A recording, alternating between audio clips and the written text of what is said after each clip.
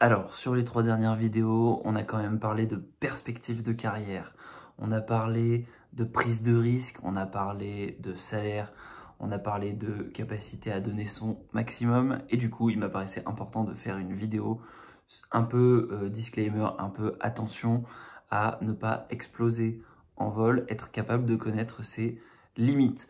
Et pourquoi ce problème est extrêmement important? Parce que quand il s'agit de carrière, là en fait on parle de connaître ses limites dans un cadre de développement de carrière. En fait, qu'on le veuille ou non, la carrière ça définit une grosse part de notre identité. Il y a des gens qui le déplorent. Souvent quand on va te dire tiens, qu'est-ce que tu fais dans la vie, bah, la plupart des gens se définissent par leur métier. Donc dès lors qu'en fait on est un petit peu en crise de carrière, ça touche à notre identité. Et une crise d'identité, c'est quelque chose d'extrêmement profond qui peut créer un malaise important.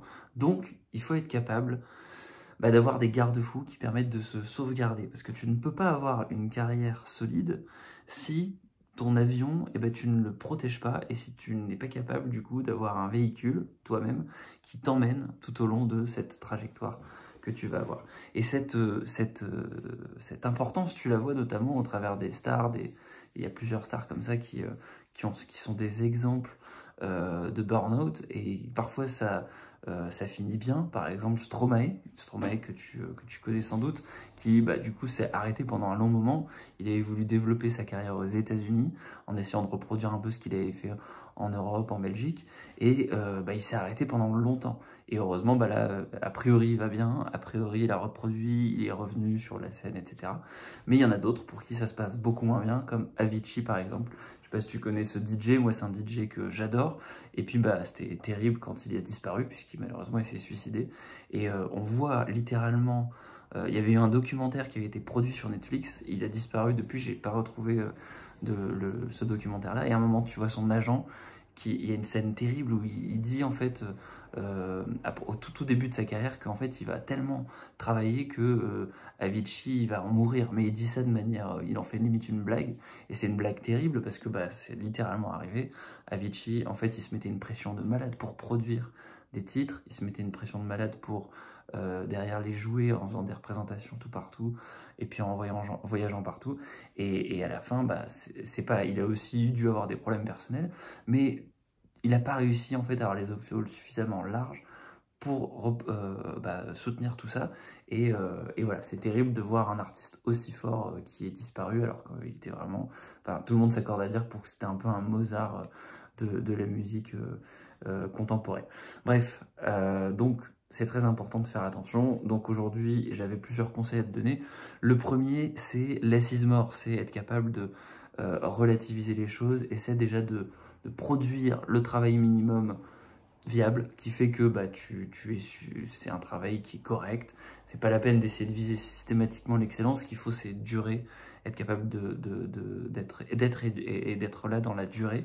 Et pour être là dans la durée, il faut être capable de se préserver. Donc il vaut mieux produire un travail correct plutôt qu'un travail excellent, mais être capable de produire ce travail correct dans la répétition et de le faire plusieurs fois, plutôt que de faire un travail excellent une fois et puis ensuite de s'écraser. Dans les avions, souvent, tu vois que pour être capable de sauver ton camarade qui est à ta droite, s'il est plus jeune, souvent on te conseille de mettre ton masque à toi plutôt que de le mettre à l'enfant qui est à ta droite. Et après, une fois que toi tu t'es sécurisé, tu peux sécuriser l'enfant. C'est un principe de sécurité de base. Donc tu dois d'abord te préserver toi avant de sauver et de préserver ton client ou ton collègue ou ton chef. Il faut d'abord que toi tu sois capable quelque part de vivre. Donc quand tu es malade, quand ça va pas, il faut être capable de dire non, en fait je vais pas pouvoir venir aujourd'hui, ça va pas fonctionner. Alors attention, il faut aussi le faire de manière mesurée, il faut aussi être capable de mettre un petit peu de... Je mets un peu de mesure là-dessus parce que et je tempère, on a quand même une crise en ce moment avec beaucoup d'arrêts maladie. Il y a des vidéos qui sortent là-dessus, j'en ai fait une moi-même, mais voilà, évidemment il faut quand même faire attention, et il y a des moments où il faut pouvoir se préserver, et c'est important de prendre du temps pour soi à certains moments. Donc ça c'est un conseil important. Et puis ensuite c'est attention de ne pas trop prendre les choses au sérieux, être capable de connaître ses limites, être capable de ne pas non plus aller trop loin dans la performance. parce que tout simplement tu risques d'exploser si ça ne fonctionne pas. Et le dernier conseil que j'avais à te donner, c'est le conseil de Patrick M. Georges, qui est l'un de mes mentors à penser, mon youtubeur préféré, dont j'avais déjà fait une vidéo sur cette chaîne, qui a moins de 1000 abonnés, ce qui est fou, puisque moi je considère qu'il est vraiment meilleur que moi pour donner des conseils de carrière. Et Patrick M. Georges, ce qu'il suggère, c'est qu'il faut tu dois avoir un troisième pilier, un third pillar. Donc pour lui, il y a un pilier, c'est le pilier professionnel. Il y a un pilier, c'est le pilier de la sphère relationnelle. Donc c'est ta famille, c'est ton compagnon ou ta compagne, c'est tes enfants, c'est tes parents, c'est tes amis, c'est ton réseau. Ça, c'est ton deuxième pilier, c'est très important. Et il faut que quand on te demande qu'est-ce que tu fais, tu sois capable aussi de te définir par un troisième pilier et que tu te définisses sans parler de ton job et sans parler de ton réseau. Et donc, un troisième pilier, qu'est-ce que c'est? Cette chaîne YouTube, moi, c'est mon troisième pilier. C'est-à-dire que je suis capable de me définir en tant que active worker YouTuber. Mais je pourrais être aussi capable de me définir en tant que joueur de VR, même si en ce moment, je joue beaucoup moins avec mon casque en réalité virtuelle.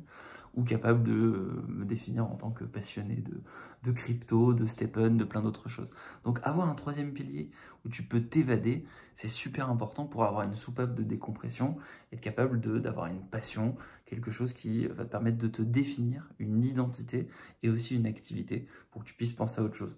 Ça peut être du sport, ça peut être une activité créative, mais il faut que ce soit quelque chose qui te permette de dépenser du temps de cerveau sur autre chose que ton job, tes perspectives de carrière, et puis qui soit propre à toi. Alors si ça te permet de partager du temps avec tes relations, ton réseau et de développer un réseau en plus, tant mieux, mais le but c'est que ce soit vraiment quelque chose qui soit à toi, ton activité à toi, et que tu puisses vraiment posséder. Parce que comme ça, quand les deux autres piliers ne vont mal, en fait, tu vas pouvoir te reposer là-dessus. Évidemment, le réseau, la famille, les relations, c'est extrêmement important aussi.